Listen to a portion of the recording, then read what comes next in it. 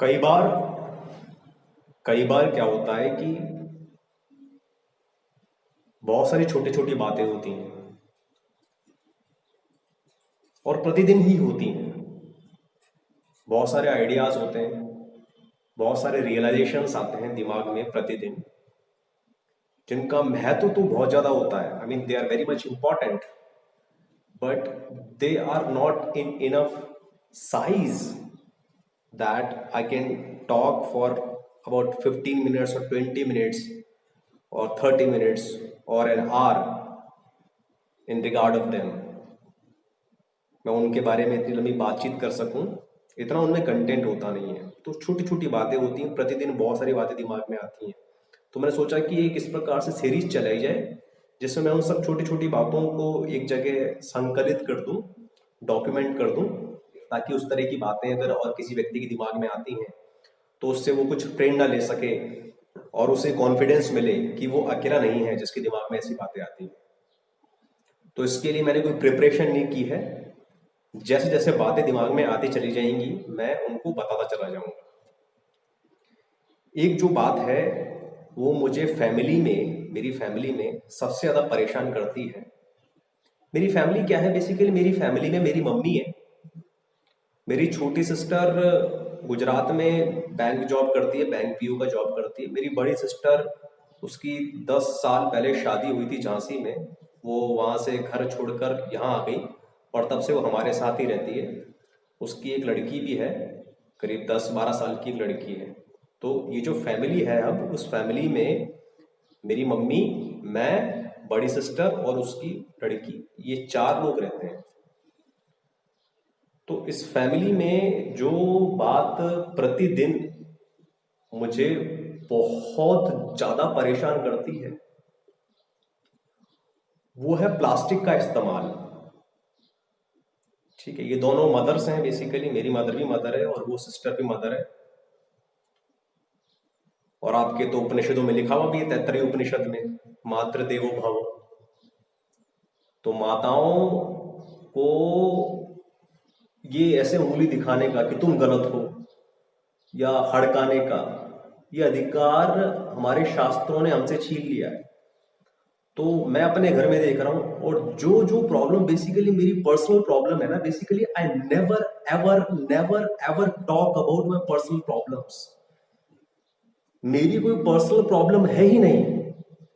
जो भी personal problem मैंने अपनी किताब के जरिए, मैंने अपने चैनल के जरिए लोगों के सामने रखी है, वो एक बहुत बड़ी सामाजिक समस्या है। वो चाहे मेरी डिग्री की समस्या हो, या मुझे साइकेट्रिस्ट के पास लेके जाने की समस्या हो, या बहुत सारी समस्या मेरे सामने रखी हैं। ठीक है, द होल मीडियोक्रिटी। तो मैं अपने घर में देखता हूं कि प्लास्टिक का बड़े धड़ल्ले से इस्तेमाल होता है। दूध की थैलियां प्रतिदिन आती हैं। पहली बात तो चाय पीने की एक बुरी लत है इस घर में। Again when ever I am saying हमारे घर में, तो भारत के हर एक घर में जो भी प्रॉब्लम मैं अपने घर के एग्जाम्पल से बता रहा हूं, वो एक बहुत बड़ी सामाजिक समस्या है। तो लेकिन मैं उसको ऑब्जर्व हमारे घर में ही करता हूं, तो मैं हमारे घर के रेफरेंस से बताऊंगा उसे बार बार। तो हमारे घर में दूध की थैलियां आती हैं, रोज की 4-5 दूध की थैलियां आती हैं।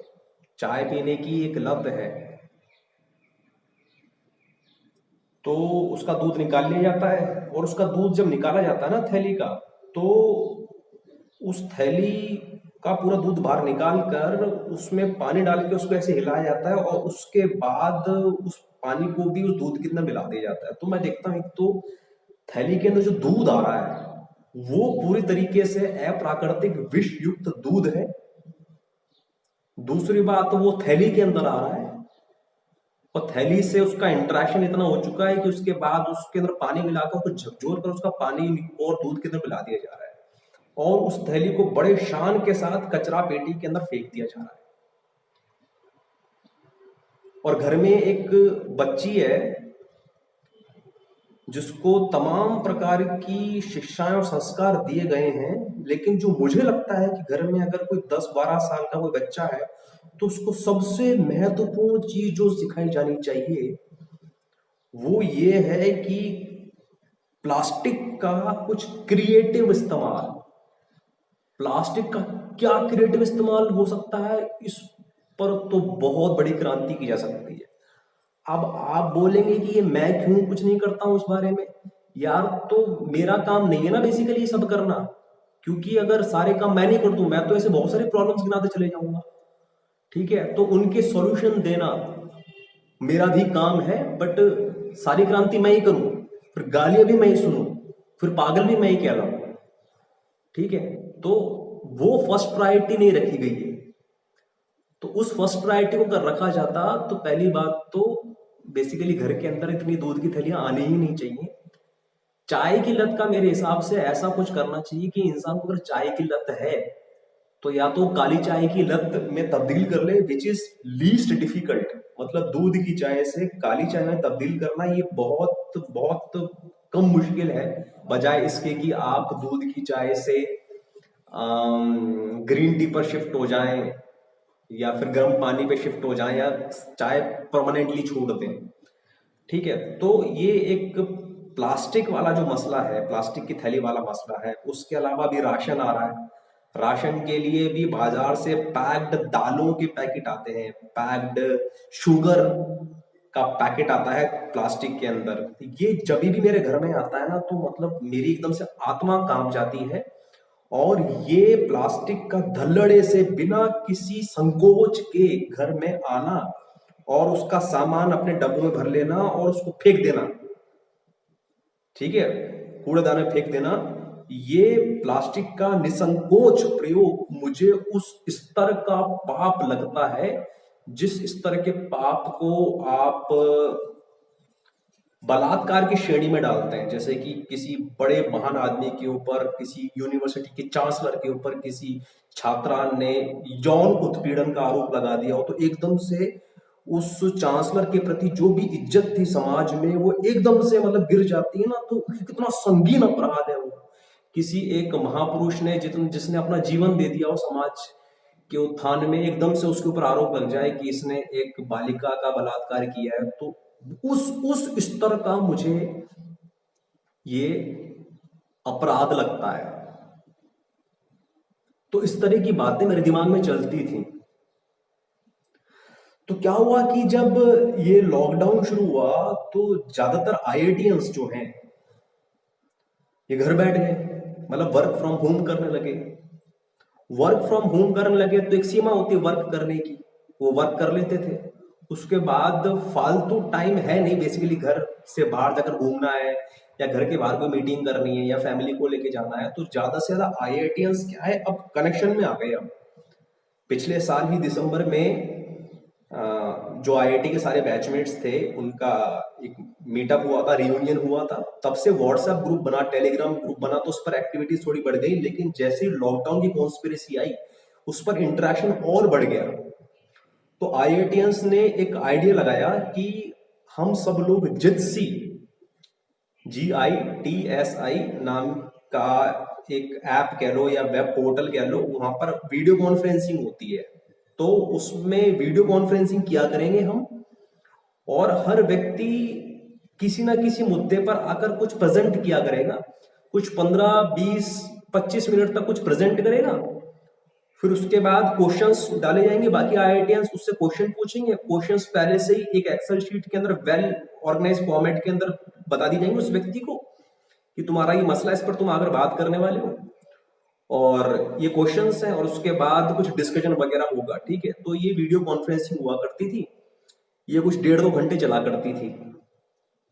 तो इस तरीके से 15 वीडियो कॉन्फ्रेंसिंग सुनी, उसमें से 16वीं वीडियो कॉन्फ्रेंसिंग मैंने दी।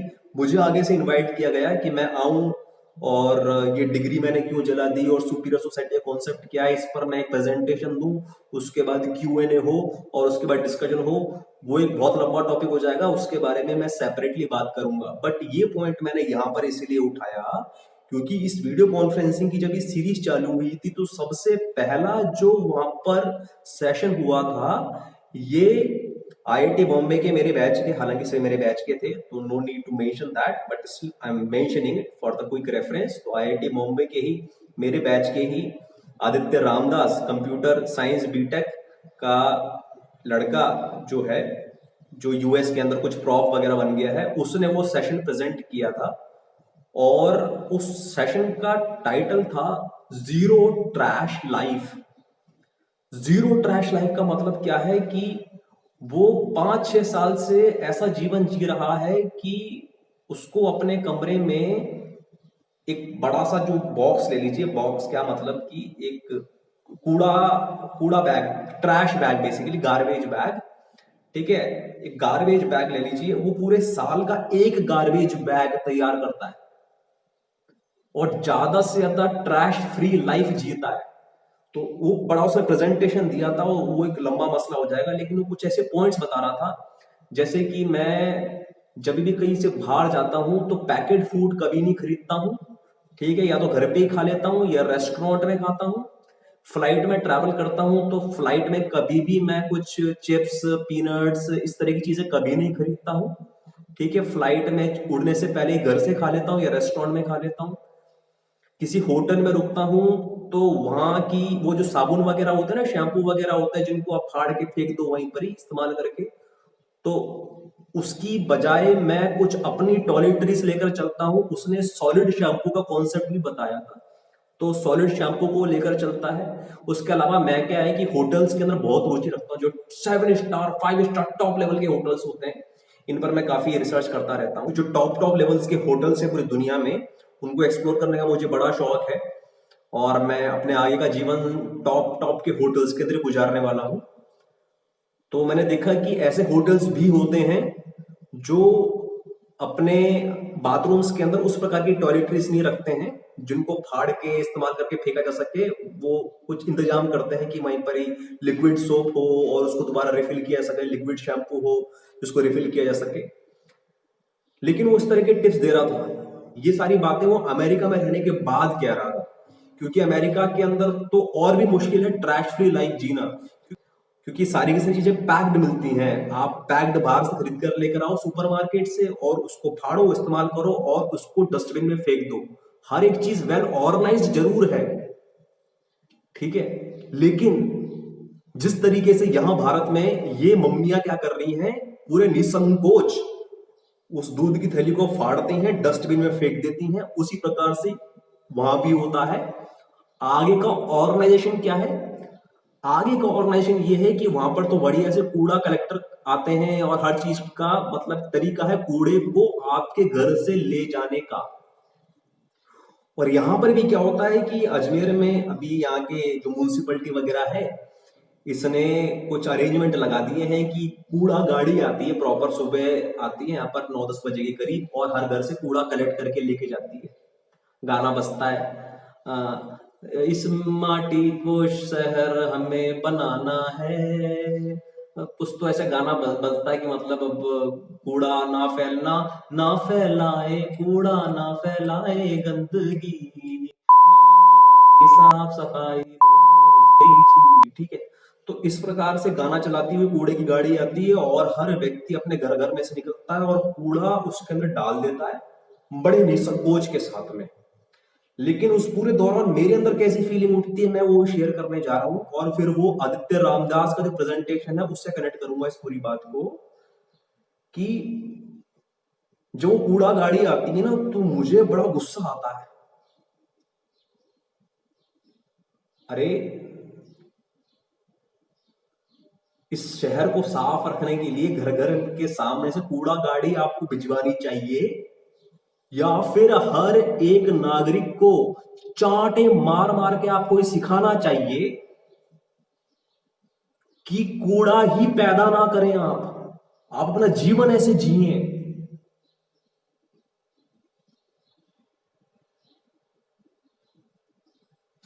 क्योंकि आपने तो अपनी कॉलोनी, अपना घर साफ सुथरा बना लिया, अब ये कूड़ा कहां जाएगा?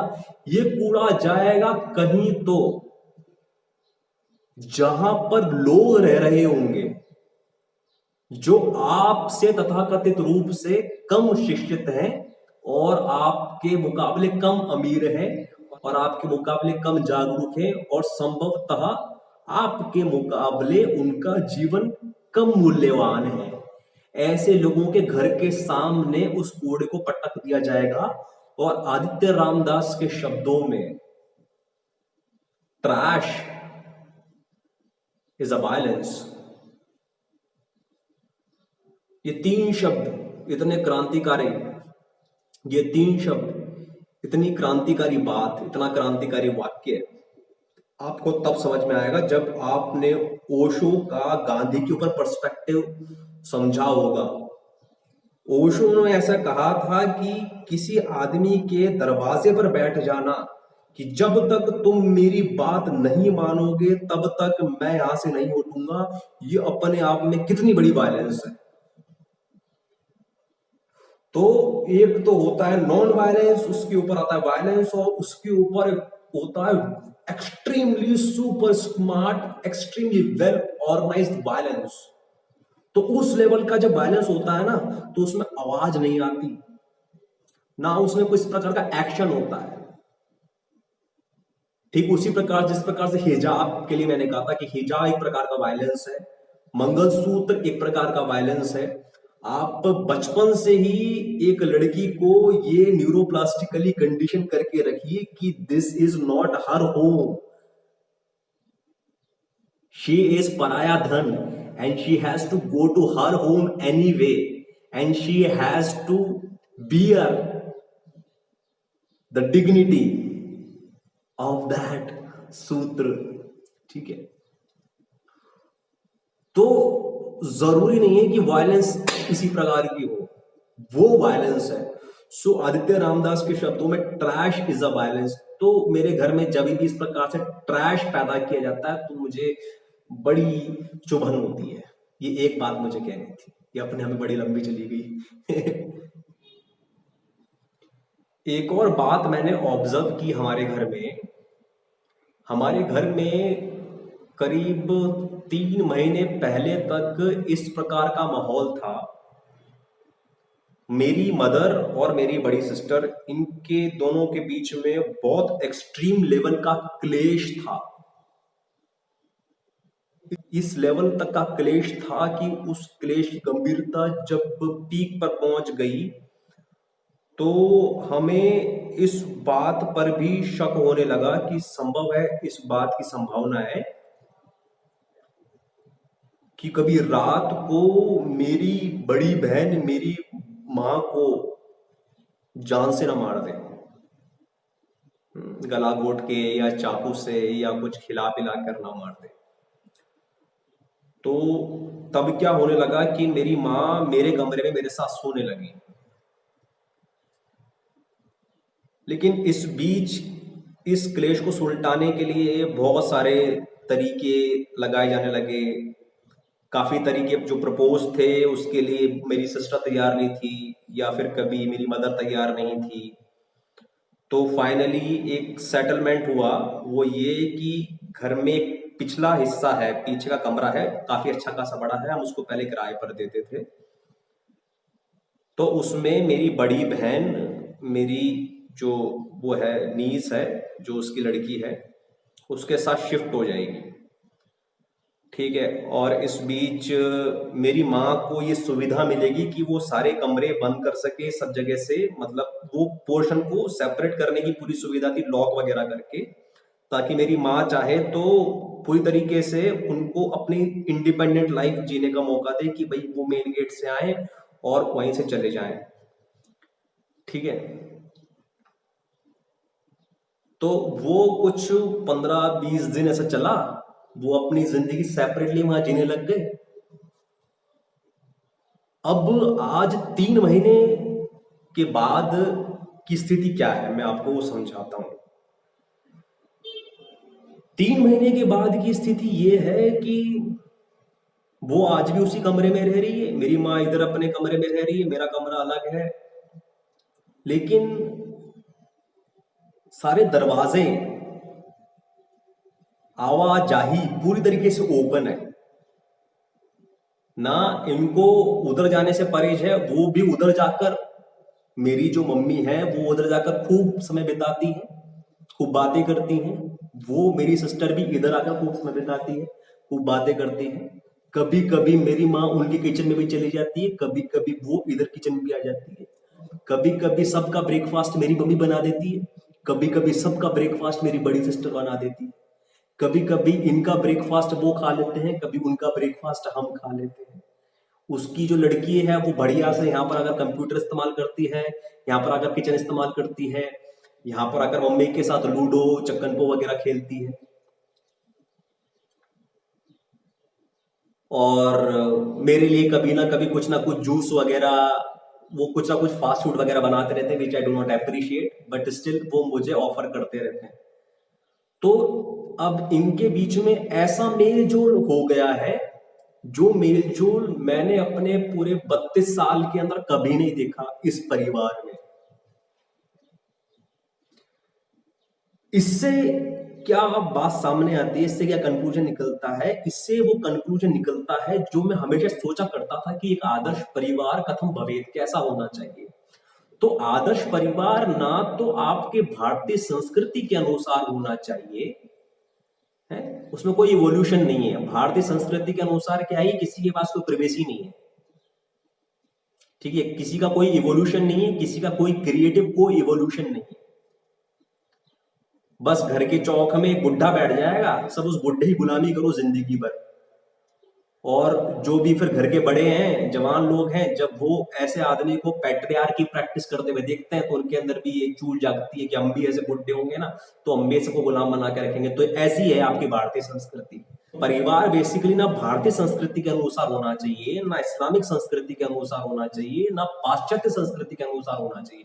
पाश्चात्य संस्कृति में आपने क्या कर रखा है कि आपने अलग अलग अलग अलग अलग फ्लैट्स बना दिए, अपार्टमेंट्स बना दिए हैं, किसी को किसी से कोई मतलब नहीं, कोई इंटरेक्शन नहीं।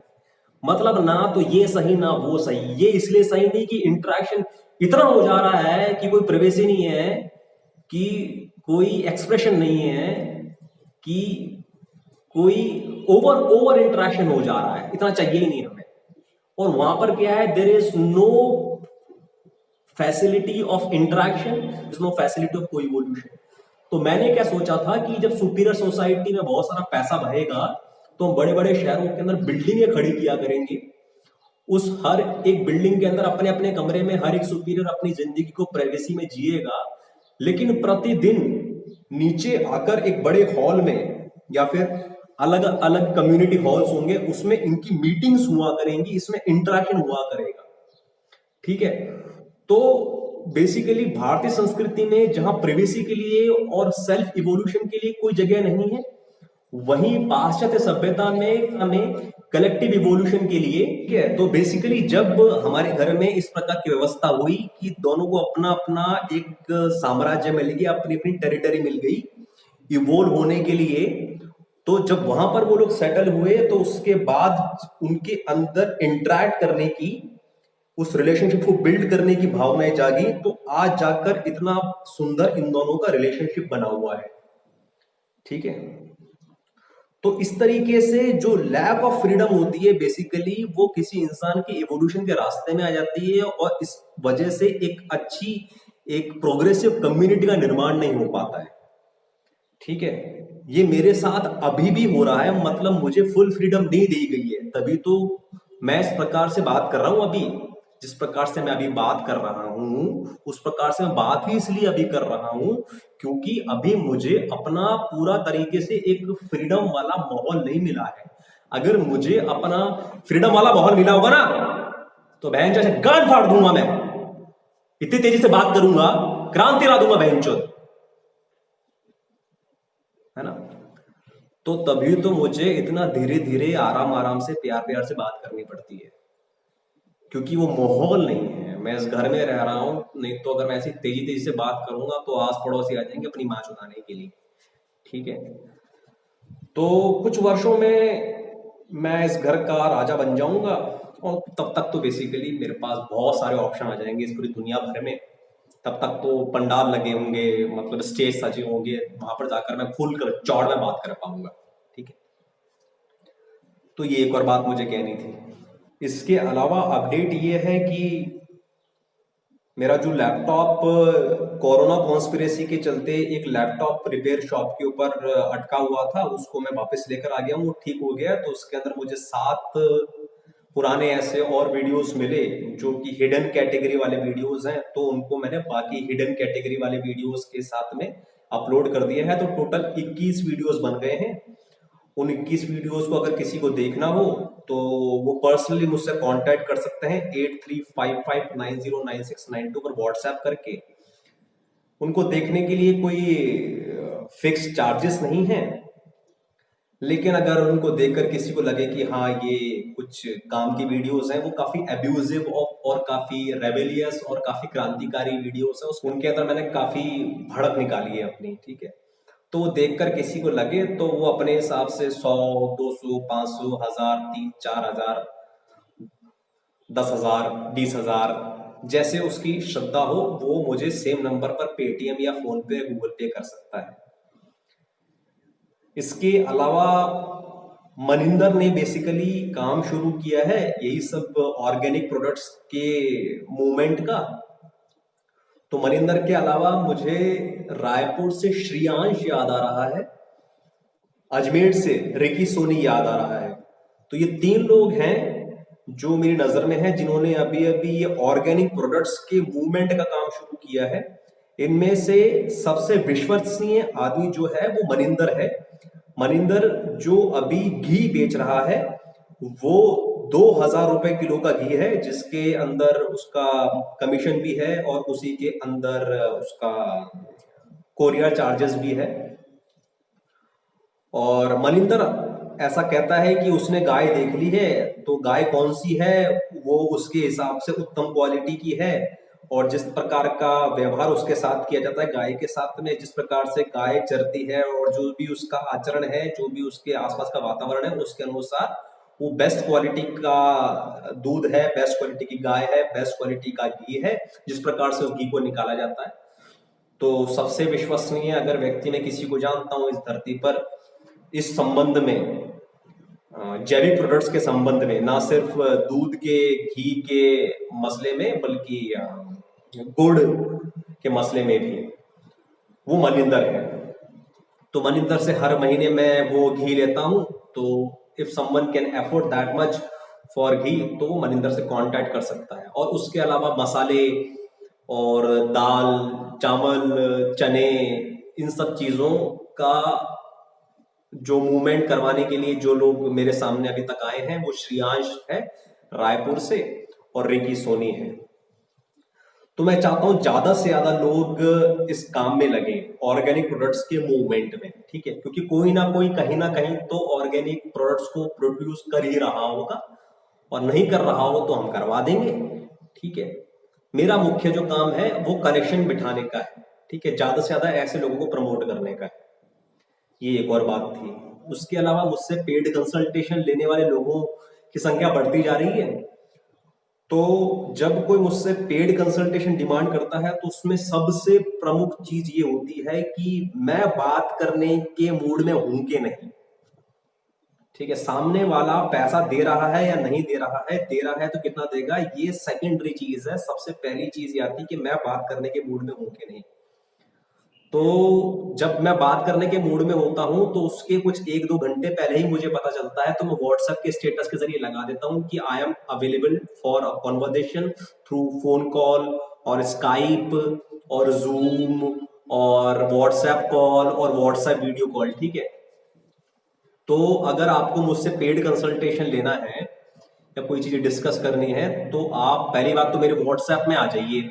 व्हाट्सएप में आने का बेस्ट तरीका ये है कि आप अपना पूरा नाम और शहर का नाम बताएं। उसके अलावा किसी ने हाय सर, हेलो सर और कोई यूट्यूब वीडियो फॉरवर्ड कर दिया, मैं खटाखट खटाखट धल्लड़ से बेसिकली रोज बहुत सारी दर्जनों चैट्स डिलीट करता हूं, ठीक है, क्योंकि इतना टाइम नहीं है। बेसिकली मगजमारी वाला काम है ये, एडमिन वाला काम है ये, सेक्रेटरी वाला काम है ये, सचिव वाला काम है, मैं कोई सचिव ना हूं, ठीक है।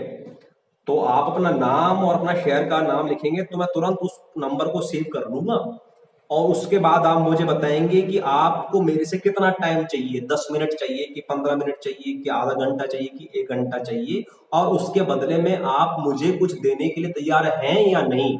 नहीं तैयार है तो हम किसी और तरीके से उसे मैनेज करेंगे, और तैयार है तो आप बताइए, आप 50 रुपए देने के लिए तैयार हैं, या 500 रुपए देने के लिए तैयार हैं, या 1000 रुपए देने के लिए तैयार हैं, या 5000 देने के लिए तैयार है, या 20,000 देने के लिए तैयार है, या 1 लाख रुपए देने के लिए तैयार है। ठीक है, अगर आप तैयार नहीं है तो किसी और तरीके से मैनेज किया जाएगा। उसके साथ में आप ये भी बताएंगे कि आपको किन बिंदुओं के ऊपर बात करनी है। ठीक है, और चीजें प्रिसाइज होनी चाहिए। और सर, हेलो सर, कैसे हो सर, कैसा चल रहा है सर, और क्या कर रहे हो आजकल, ये चूतियापा नहीं चलेगा। और बताओ तो कतई नहीं चलेगा। ठीक है, तो अगर आपको मेरा वक्त मिला है, ठीक है, और मेरा वक्त तो इंपॉर्टेंट है ही, आपका भी वक्त इंपॉर्टेंट है, नेचुरली सबका वक्त इंपॉर्टेंट है, और सबसे तो जरूरी ये है कि मैं मूड से बात करता हूं, तो वो सही मोमेंट आपको मिला है, वो मोमेंट मिला है, तो आप ज्यादा से ज्यादा मुझसे चीजें खींच लीजिए, ज्यादा से ज्यादा क्वेश्चन मारिए, और ज्यादा से ज्यादा अपने बारे में रिलेवेंट इंफॉर्मेशन दीजिए, ताकि हम उस इंटरेक्शन को प्रोडक्टिव बनाएं। ठीक है, और ये फोन कॉल पर भी हो सकता है, वीडियो कॉल पर भी हो सकता है। मेरी रिक्वेस्ट ये रहेगी कि हम इसको स्काइप के जरिए करें, ताकि बेसिकली उसका रिकॉर्ड हो जाए, और अगर उसमें कुछ काम की बात निकल कर आ रही है तो बाकी लोगों को भी उससे कुछ सीखने को मिले। However this is not mandatory. अगर आप चाहते हैं कि आप उसे थोड़ा डिस्क्रीट रखें, मतलब प्राइवेट रखें, तो भी चल जाएगा, but this is the ideal procedure.